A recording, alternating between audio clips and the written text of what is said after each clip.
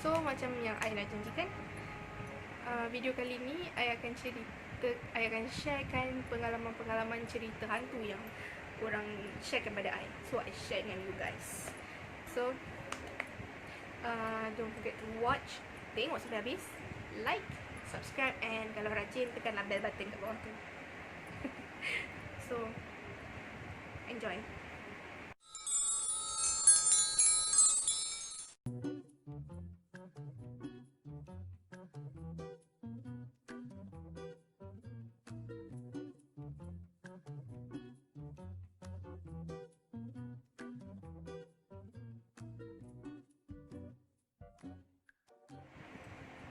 Okay, hi.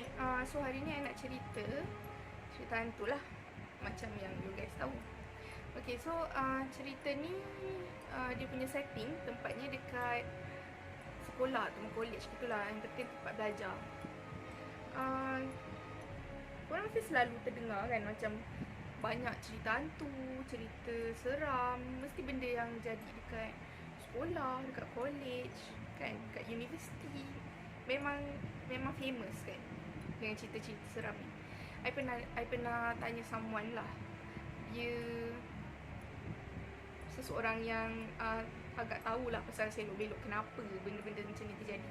Okay, so bila nak dirikan sebuah sekolah, college atau universiti, biasanya diorang akan cari tapak yang besar, luas, yang dulunya hutan. Sebab macam tak ada pembangunan lah biasanya kan, kalau nak buat sekolah-sekolah asrama. Ataupun kalau macam korang baca macam sekolah-sekolah yang dah lama-lama kan, tapak sekolah tu sendiri sebenarnya macam dulu-dulu lah, before ada penempatan manusia kan, ada taman, ada kampung, tempat tu memang kosong. Memang sekolah tu didirikan atas macam mana tanah kosong ataupun hutan macam tu lah.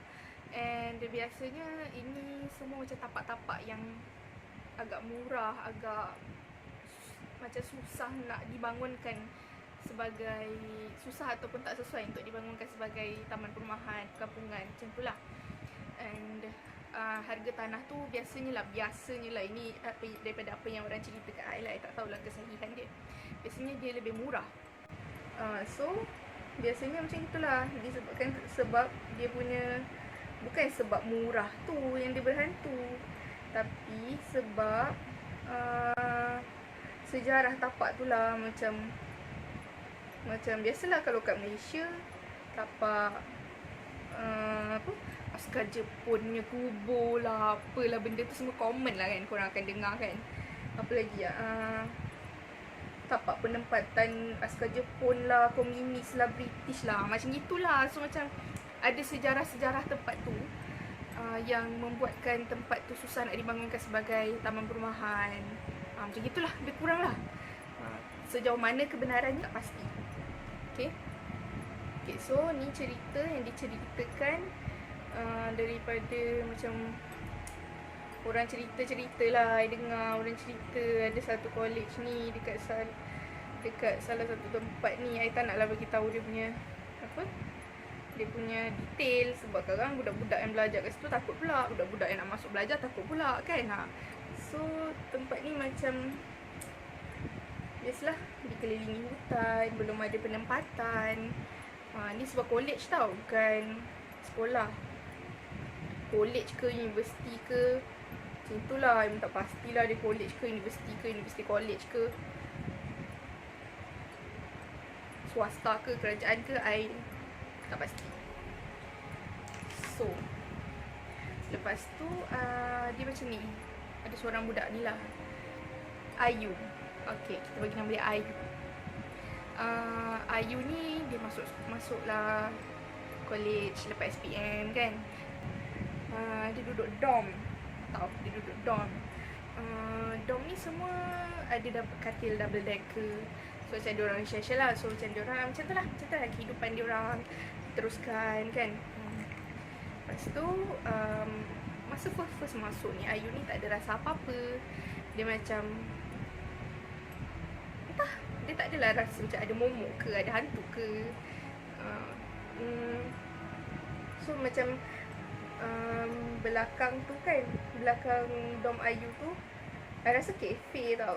Tapi dia macam you kena naik tangga lah. You kena naik tangga kan. Naik tangga. So yang macam ni dia punya dom Ayu kan.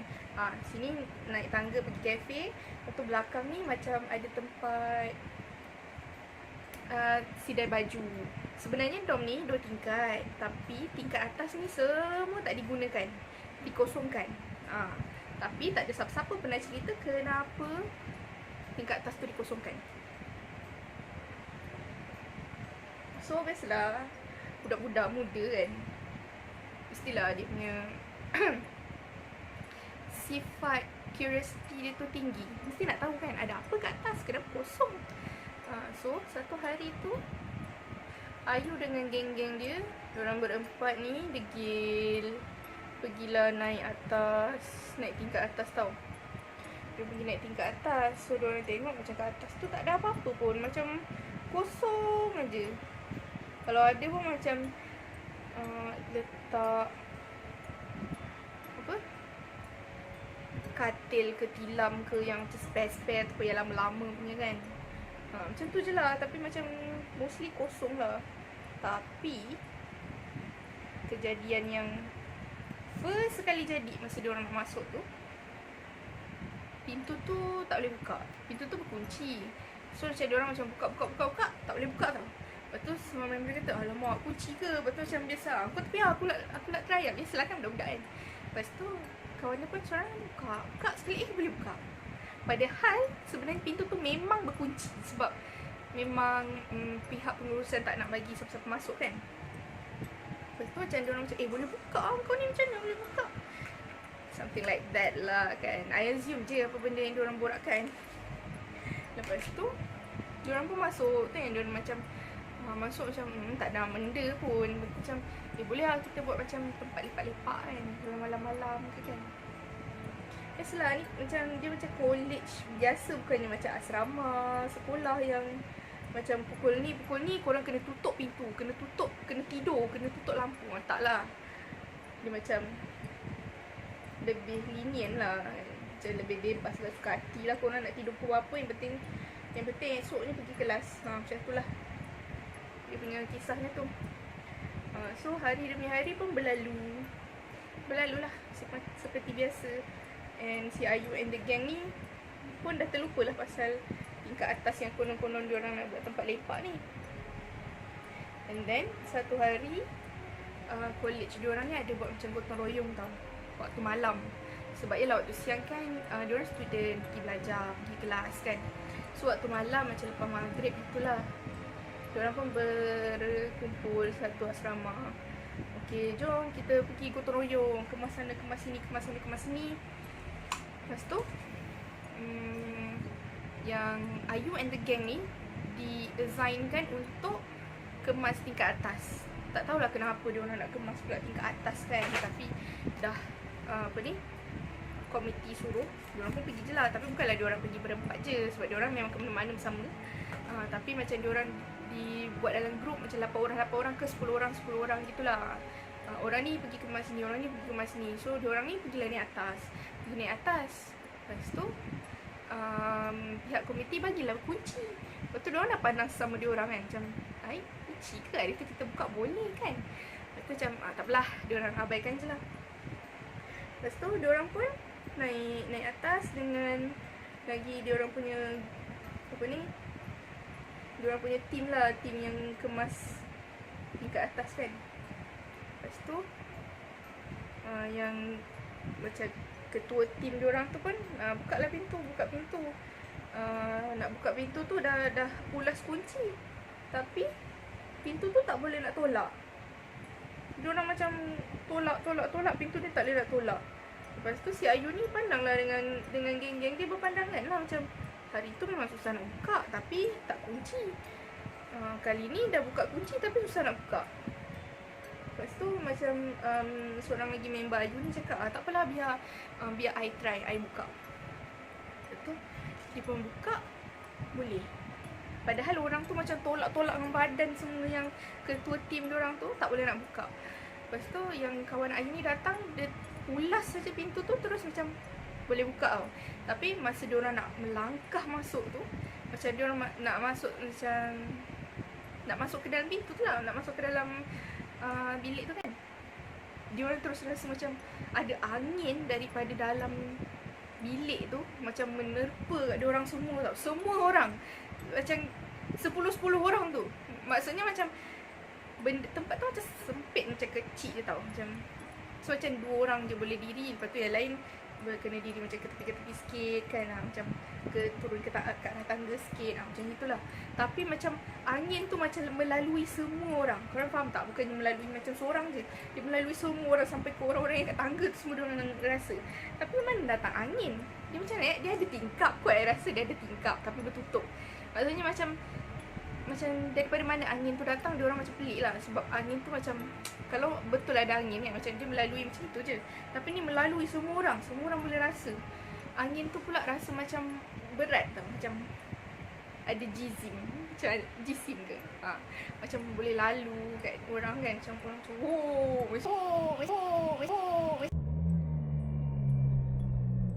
macam what was that? Macam tu kan. I love this foundation, Too Faced Wonderful. I pakai shade nude. Kes yang tu habis itu je lah. Tapi ada budak kena histeria. Dia masa tengah buat gotong royong tu lah, dia budak kena histeria.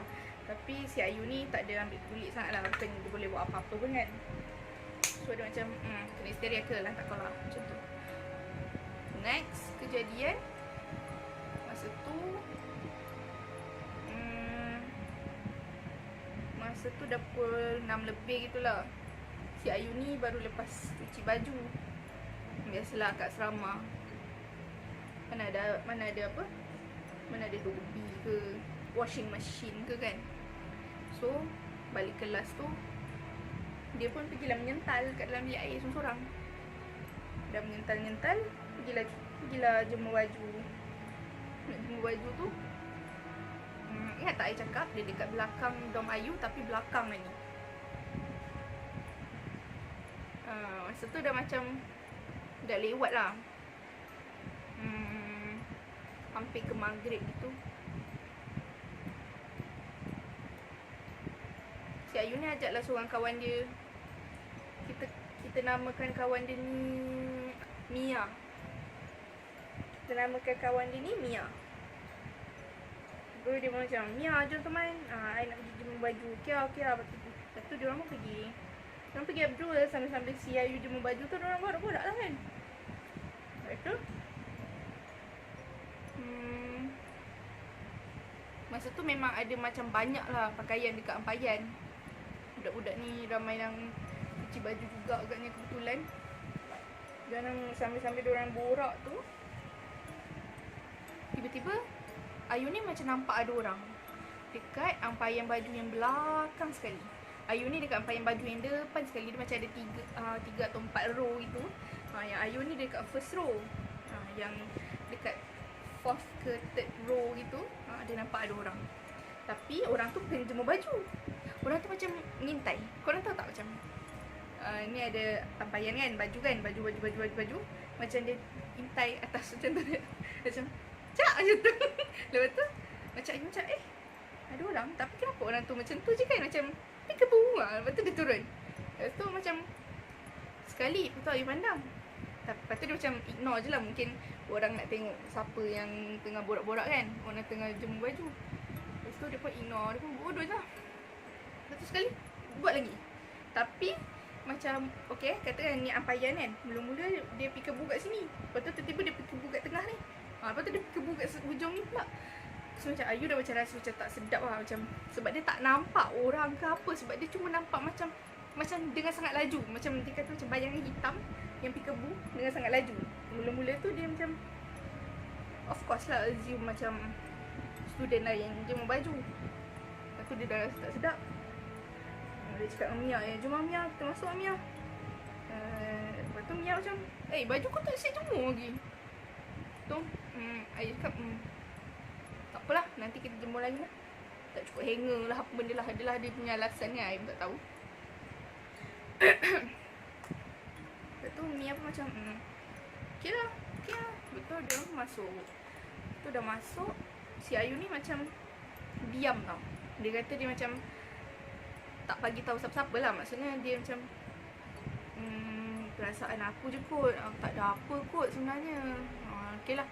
Lepas tu mula-mula si Mia ni pun okay je lah. Lepas tu bila masuk dalam, tiba-tiba Mia pun balik dekat dekat katil dia. Mia ni katil dia macam selang satu katil gitulah daripada si Ayu.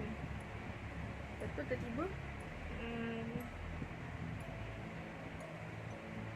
member sebelah katil Ayu, katil Mia ni macam kecoh-kecoh lah. Macam, weh Ayu okey? Ayu pula, Mia okey tak ni Mia? Mia Ayu okey tak Mia? Macam, pasal rupanya Mia tu macam dia duduk aja kan. Dia duduk bersila kat atas katil, dia bersila. Lepas tu dia tunduk. Macam rambut dia biasa, yang Mia ni dia jenis suka ikat rambut tau. Dia rambut panjang, so dia akan sentiasa ikat rambut dia sebab dia limas. Tapi masa tu tiba-tiba rambut dia mengurai. Macam tu, macam dia diam. Lepas tu macam member dia panggil pun, Mia, you okay tak? Macam dia diam je, tak angkat muka. Lepas tu, tapi mata dia tutup aja, dia pandang bawah. Macam diorang macam dah seram lah, apa hal pula ni. Lepas tu tiba-tiba masa diorang tengah baca-baca, biasalah try lah baca-baca ayat kursi lah, apa benda lah yang diorang tahu kan. Siap ada yang dah macam diorang ada yang dah prepare nak semayang maghrib. Sebab masa tu dah maghrib lah, sebab masa Mia keluar tu pun dah pukul 6 lebih gitu kan, dah nak dekat maghrib. So diorang macam ramai-ramai pergi ambil air semayang, pergi pakai telekong. Diorang pun baca Yasin. Sebab Mia tu memang dah lain macam bukan dia. Dia diam aja, dia duduk je atas katil dia. Lepas tu yang Ayu pun dah macam terfikir tau, apa benda ni, sebab pergi kat tempat ampayan tu ke. Tempat ampayan tu memang terkenal dengan keangkeran dia tu kan. Memang angker, kalau korang tak tahu angker tu apa, macam tempat keras lah, macam tu lah, keras. Lepas tu diorang pun sama-sama lah membaca dekat katil masing-masing. Sebab diorang dah takut nak pergi dekat dengan Mia tu, korang kena terekam pula kan. Tapi macam Ayu ni dia diam je tau. Walaupun dia tahu macam something is wrong. The moment she saw that yang ada benda apparition yang peekaboo dekat tempat dia memaju tu kan, sedia baju tu. Lepas tu dia pun join lah kawan-kawan yang lain baca. Lepas tu ketua dom dah start panggil ustaz. Sebab si Mia tu dah start ketawa-ketawa. Tapi dia ketawa macam chuckle je. Tapi sambil tu dia macam tunduk je, duduk macam tu lah. Macam, oh my god, seramnya. Lepas tu sambil tu diorang pun baca-baca. Ustaz datang. Tapi ustaz tu belum masuk pun lagi tau.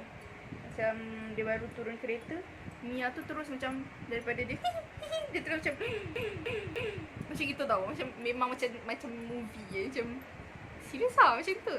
Memang macam movie lah. I rasa macam orang-orang buat movie tu mestilah based on true story kan. Kalau tak, macam mana diorang boleh ada idea kan tu buat macam tu.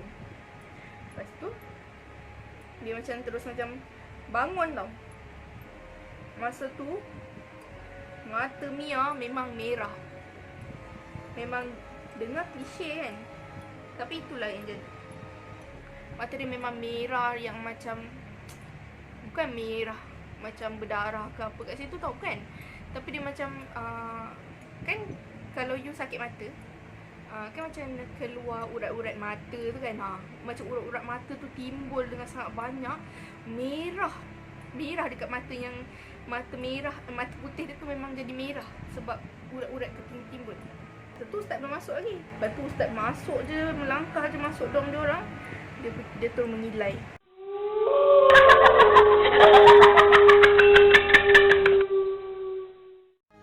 Mengilai memang kau mengilai. Sampai dom lain pun dengar. pun masuk.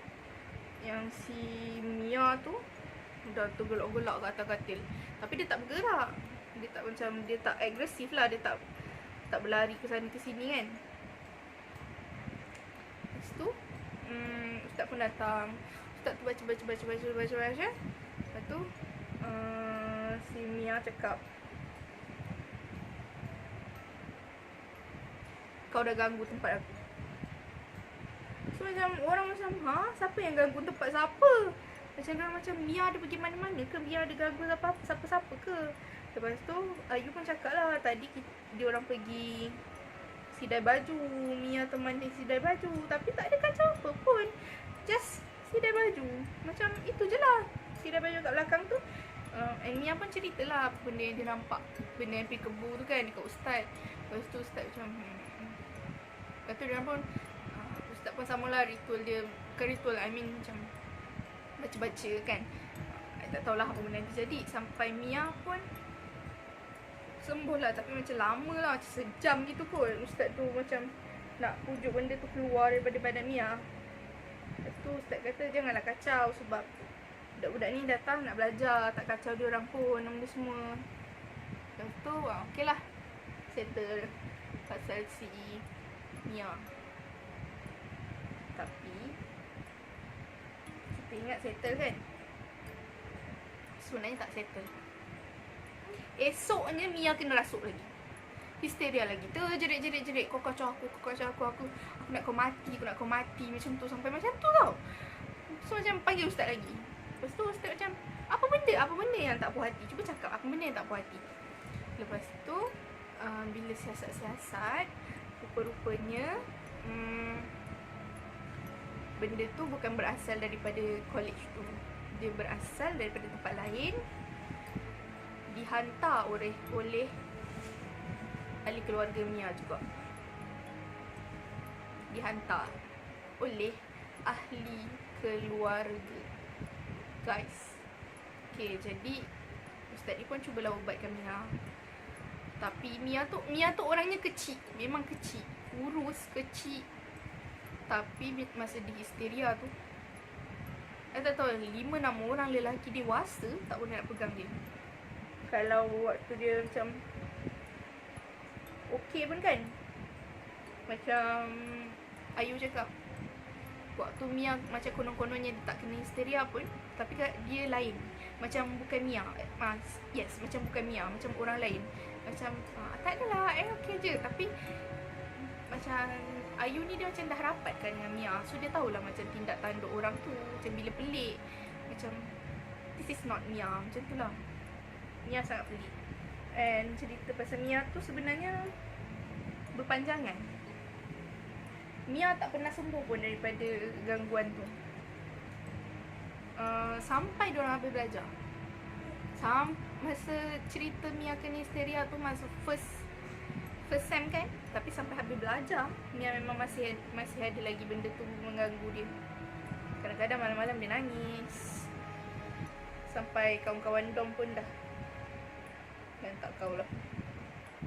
Macam ustaz pun macam, telefon ni kenapa? Mia kena histeria kan. Macam tu je lah. Okay. Ada satu hari tu, biasalah diorang ni duduk dom, ramai lah kan manusia-manusia ni kat dalam dom ni. So macam-macam lah kerenahnya. Ada yang pembersih, ada yang pengotor. Normal lah, nak buat macam mana. Yang pengotor pemalas ni kan. So setiap dom diorang diberikan satu tong sampah besar. Alah, tong sampah yang warna hitam tu, itulah. Tong sampah ni letaknya dekat luar belakang. Luar belakang ni antara dom dengan toilet gitulah, like that, something like that. So tong sampah ni satu hari tu penuh. Diorang ni ada macam jadual lah, siapa yang kena bawa sampah hari ni, siapa yang kena sampah hari ni, macam tu. Tapi hari tu pula dapat dekat budak yang macam banyak alasan nak buang sampah kan. I baru balik kelas lah, apalah, lambat lah, tak sempat lah, I busy lah, macam tu lah, ada je lah alasannya kan. So tong sampah tu pun penuh lah, melimpah ruah.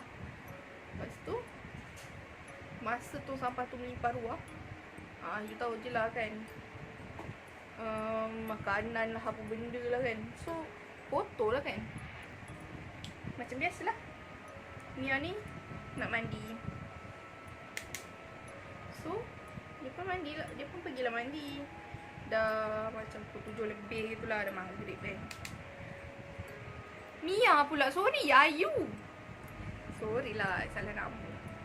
Confused lah, tak boleh benda-benda banyak sangat nama ni. Susah. Okay, so si Ayu ni pun pergilah mandi. Lepas tu dia keluar daripada toilet, siap daripada mandi. Sebelum mandi tu dia dah perasan lah tong sampah tu memang dah melimpah dengan makanan. Sampai kat tepi tu pun ada macam plastik-plastik sampah yang lain. Sebab budak yang apa ni, sepatutnya bertugas tu, kejap lagi I buang, kejap lagi I buang, kejap lagi I buang. Lepas tu tong sampah tu pun hitam. Lepas tu sampah tu kan macam dah berlombok kan. Lepas tu dia macam terperasan,